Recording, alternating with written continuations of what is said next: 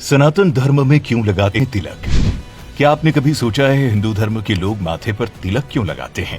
आखिर क्या है इसका महत्व? आपने कई बार लोगों के माथे पर तिलक लगाए देखा होगा, फिर चाहे वो स्त्री हो या पुरुष। बता दें, सनातन धर्म में ये तिलक आदिकाल से माथे पर लगाने की प्रथा चली आ रही है। हिंदू धर्म में ये भी माना जाता है कि बिना तिलक लगाए कोई भी पूजा पूरी नहीं होती है। धार्मिक मान्यताओं के मुताबिक माथे के एकदम बीच में भगवान विष्णु का निवास होता है। उसी जगह पर ही तिलक भी लगाया जाता है।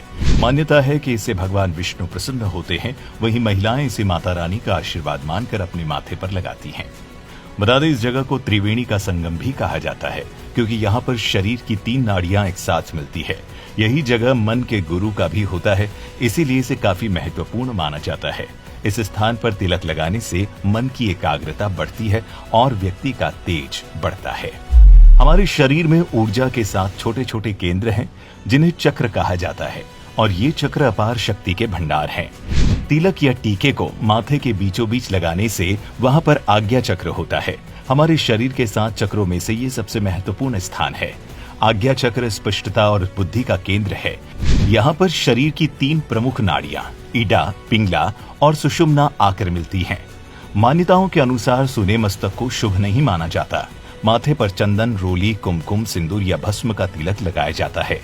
तिलक हिंदू संस्कृति में एक पहचान चिन्ह का काम करता है।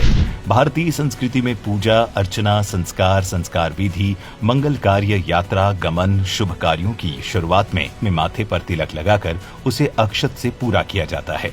तिलक लगाने को लेकर स्कंद पुराण में बताया गया है कि अनामिका उंगली से तिलक लगाने पर शांति की प्राप्ति होती है, और वहीं मध्यमा उंगली से लगाने पर व्यक्ति की उम्र बढ़ती है। अगर कोई अंगूठे से तिलक लगाता है तो स्वास्थ्य हमेशा बना रहता है, और तर्जनी उंगली से तिलक लगाने पर मृत्यु के बाद मोक्ष की प्राप्ति होती है। वहीं विष्णु संहिता में भी तिलक लगाने के विधान के बारे में भी विस्तार से बताया गया है।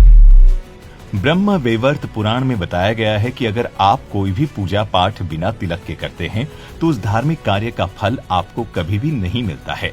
कहा जाता है कि चंदन का तिलक लगाने से पापों का नाश होता है, व्यक्ति संकटों से बचता है और उस पर माता लक्ष्मी की कृपा हमेशा बनी रहती है। चंदन का तिलक ताजगी लाता है। ऐसी भी मान्यता है कि चंदन का तिलक लगाने से सौभाग्य में बढ़ोतरी होती है। वहीं मानसिक शांति और ऊर्जा की प्राप्ति के लिए भी चंदन का तिलक लगाया जाता है। ऐसी भी मान्यता है कि तिलक लगाने से व्यक्ति के स्वभाव में भी सुधार आता है। वहीं केसर का तिलक लगाने से सात्विक गुणों और सदाचार की भावना बढ़ती है।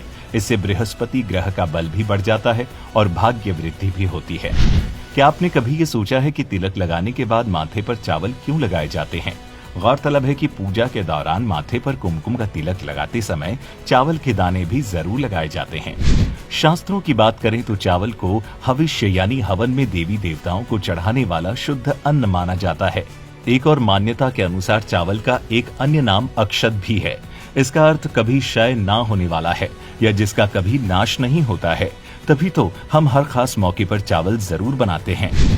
दरअसल ऐसा माना जाता है कि कच्चे चावल व्यक्ति को सकारात्मक ऊर्जा प्रदान करते हैं।